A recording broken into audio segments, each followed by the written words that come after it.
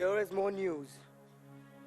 The Ottomites, reverend and gracious, steering with due course toward the Isle of Rhodes, have there enjoined with them an after-fleet. Aye, so I thought. How many, as you guess? Of 30 sail, and now they do restem their backward course, bearing with frank appearance their purposes toward Cyprus. Signor Montano, your trusty and most valiant servitor, with his free duty recommends you thus, and prays you to believe him. 'Tis certain then, for Cyprus. Marcus Luchicus, is he not in town? He's now in Florence. Write from us to him. Post, post, haste, dispatch. Here comes Brabantio and the valiant Moor.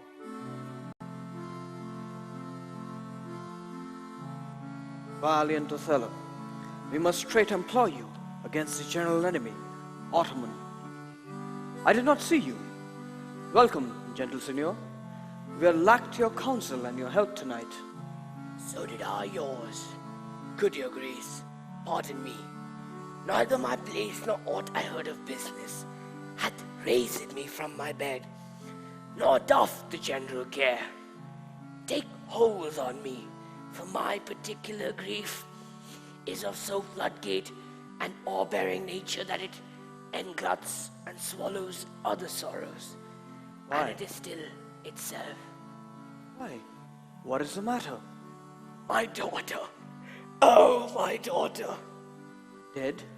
aye, to me, she is abused, stolen from me and corrupted by spells and medicines bought of mountebanks. For nature so preposterously to her, being not deficient, blind, or lame of sense, sans witchcraft could not. Where he be that in this foul proceeding hath thus beguiled your daughter of herself, and you of her. The bloody book of law you yourself shall read in the bitter letter, after your own sense, yea, though our proper son stood in your action. Humbly, I thank your grace. Here is the man, this Moor, whom now, it seems, your special mandate for the state affairs hath hither brought. We are sorry for it. What, in your own part, can you say to this? Nothing, but this is so. Most potent, grave, and reverend seniors, my very noble and approved good masters, that I have ta'en away this old man's daughter, it is most true. True, I have married her. The very head and front of my offending had this extent no more. Rude am I in my speech, for since these arms of mine had 7 years' pith, till now some 9 moons wasted, they have used their dearest action in the tented field. And little of this great world can I speak, more than pertains to feats of broil and battle. And therefore little shall I grace my cause in speaking for myself. Yet, by your gracious patience, I will a round unvarnished tale deliver of my whole course of love. What drugs, what charms, what conjuration, and what mighty magic, for such proceeding I am charged with all. I won his daughter. A maiden never bold, of spirit so still and quiet that her motion blushed at herself. Yet she, in spite of years of country, credit, everything, to fall in love with what she feared to look on. It is a judgment maimed and most imperfect that will confess perfection so could err against all rules of nature and must be driven. Why this should be, I therefore vouch again that with some mixtures powerful o'er the blood, or with some dram conjured to this effect, he wrought upon her.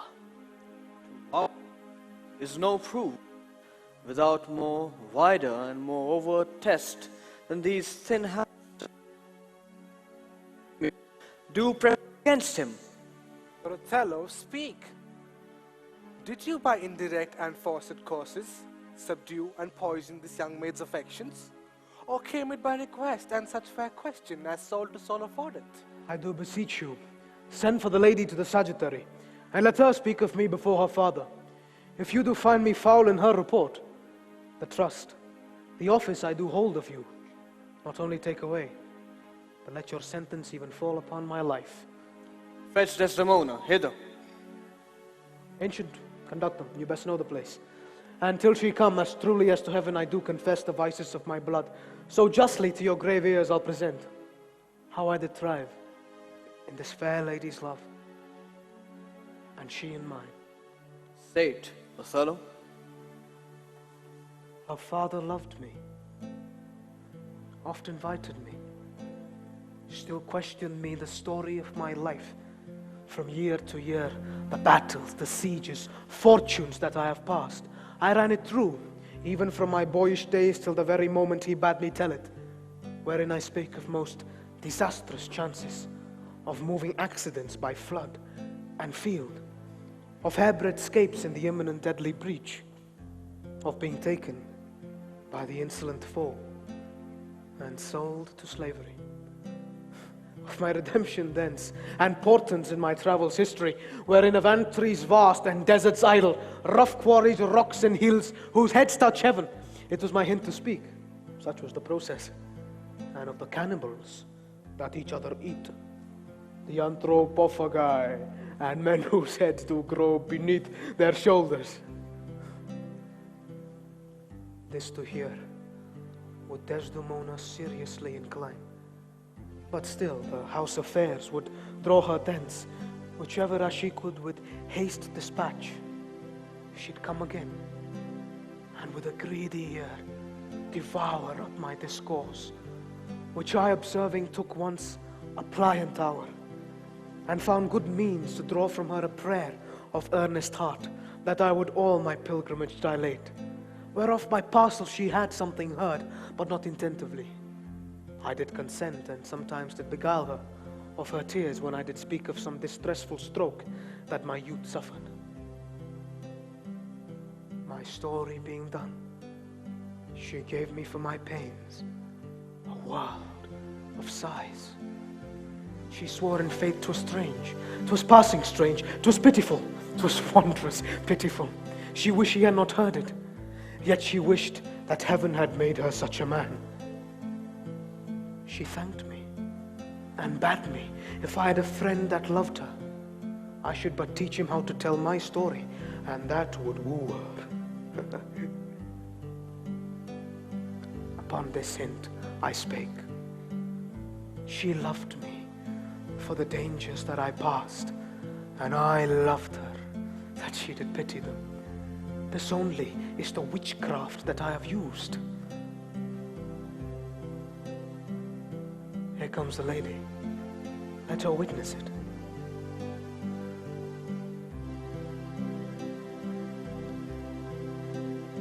I think this tale would win my daughter too. Good Brabantio, take up this mangled matter the best, for men do their broken weapons rather use than their bare hands. I pray you hear her speak. If she confess she was half the wooer, destruction on my head, for my bad blame, light on the man. Come hither, gentle mistress. Do you perceive in all this noble company where most you owe obedience? My noble father, I do perceive here a divided duty. To you I am bound for life and education. My life and education both do learn me how to respect you. You are the Lord of duty. I am hitherto your daughter. But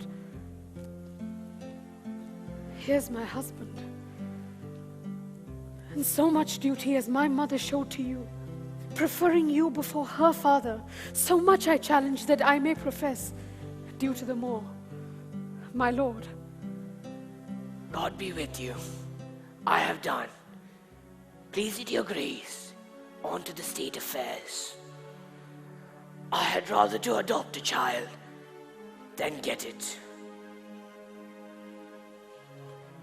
Come hither, more.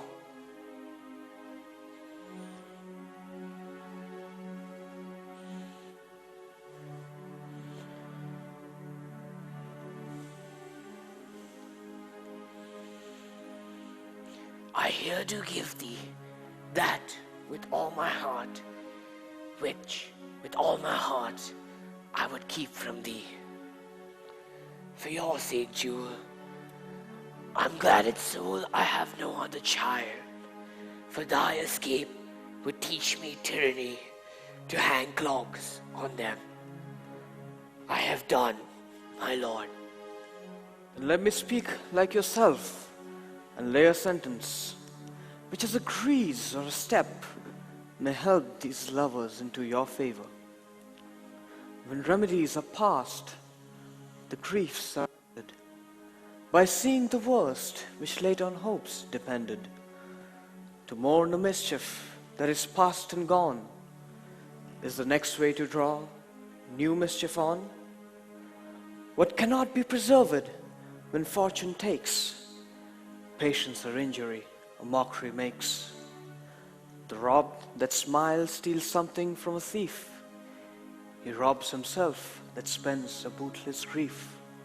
So let the Turk of Cyprus us beguile. We lose it not, as long as we can smile.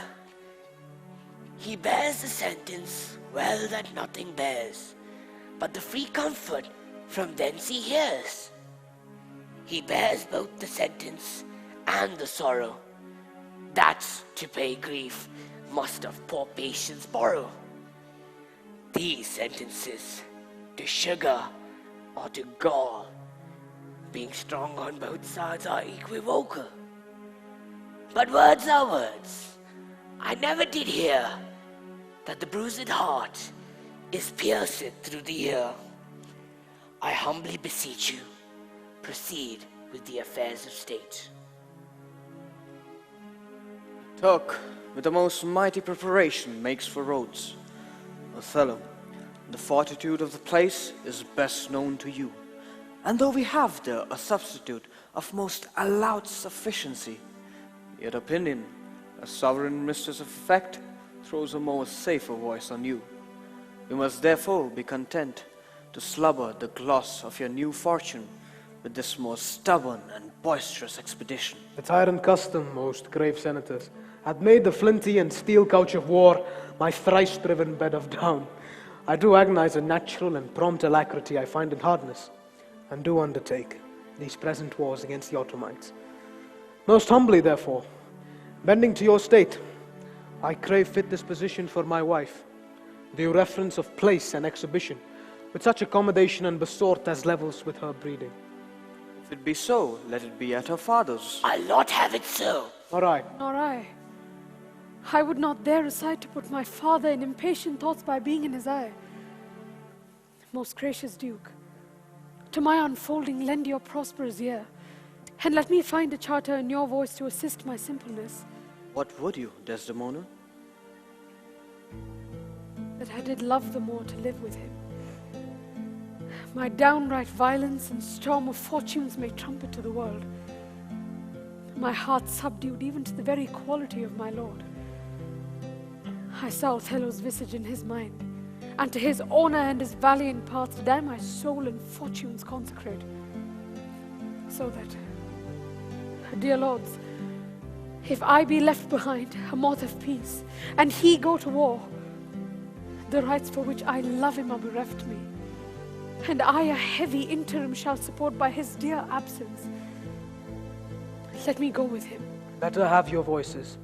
I vouch it therefore not to please the passion of my appetite, the young affects in me defunct, and proper satisfaction, but to be free and bounteous to her mind. And heaven defend your good souls that you think I will your great and serious business scant, for she is with me. No, when light-winged toys a feathered Cupid seal with wanton dullness my speculative and officed instruments, that my discords corrupt and taint my business. Let husbands make a skillet of my helm, and all indign and base adversities make head against my estimation. Let it be so as you shall privately determine, either for her stay or going. The affair cries haste, and speed must answer it. Is the way tonight? With all my heart, sir. At 9 in the morning, here we'll meet again. Othello, leave some officer behind, and he shall a commission bring to you, with such things else of quality and respect as doth import you. So please your grace, my ancient, a man he is of honest and trust, and to his conveyance I assign my wife, with what else needful your good grace bethink sent after me. Let it be so. Good night to everyone.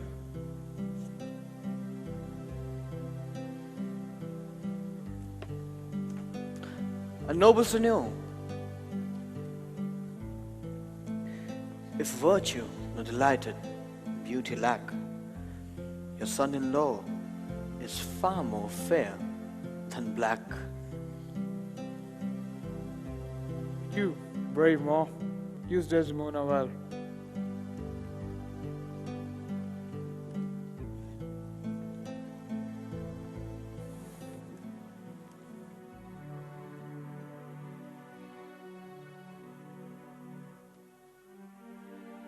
Look to her more. If thou hast eyes to see, she has deceived her father, and me, thee. My life upon her fate.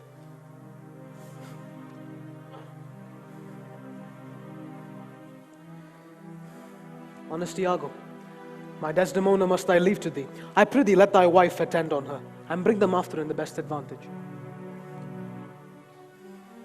Come, my love, I have but an hour of love, of worldly matters and direction to spend with thee. We must obey the time.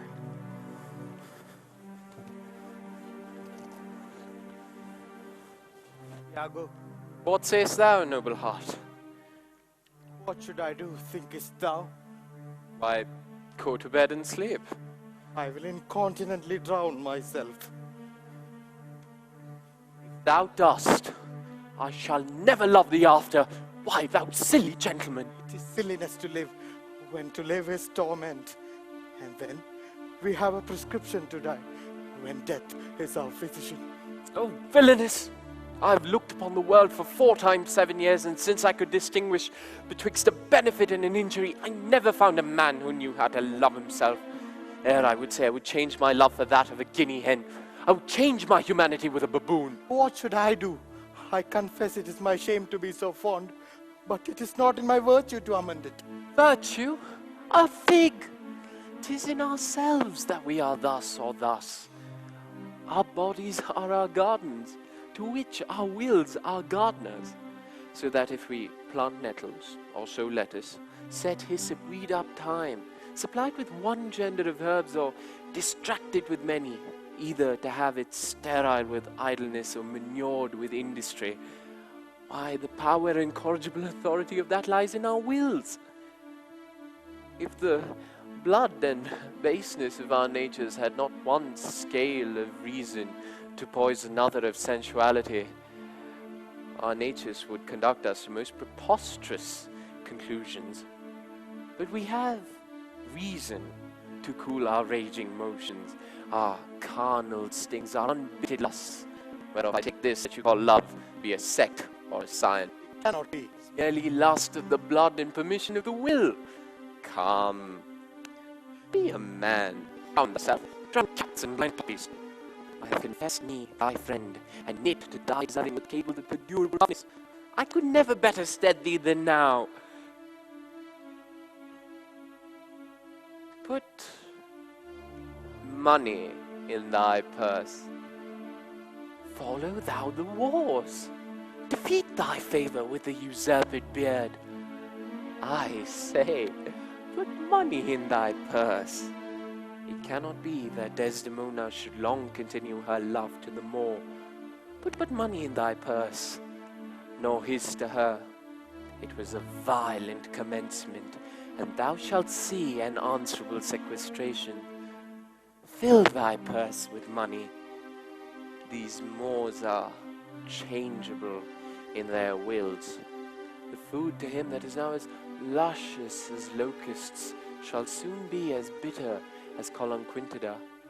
When she is sated with his body, she will find the error of her choice. She must have change. She must. Therefore, put money in thy purse. If thou wilt needs damn thyself, do it in a more delicate way than drowning. Make all the money thou canst. If sanctimony and a vow betwixt an erring barbarian and a super subtle Venetian, not too hard for my wits and all the tribes of hell, thou shalt enjoy her. Therefore, make money. A pox on drowning thyself. It is clean out of the way. Seek thou rather to be hanged in compassing thy joy than to be drowned and go without her. Wilt thou pay fast to my hopes if I depend on this too? Thou art sure of me. I have told thee often, and I will retell thee again and again, I hate the Moor. My cause is hearted, thine hath no less reason. Let us be conjunctive in our revenge against him. If thou canst cuckold him, thou dost thyself a pleasure, me a sport. There are many events in the womb of time which are yet to be delivered. Traverse, go provide thy money. We will have more of this tomorrow. Adieu. Where shall we meet in the morning? At my lodging. I'll be with thee betimes. Go to, farewell. Do you hear, Rodrigo? What say you? No more of drowning. Do you hear? I have changed it. I'll go sell all my land.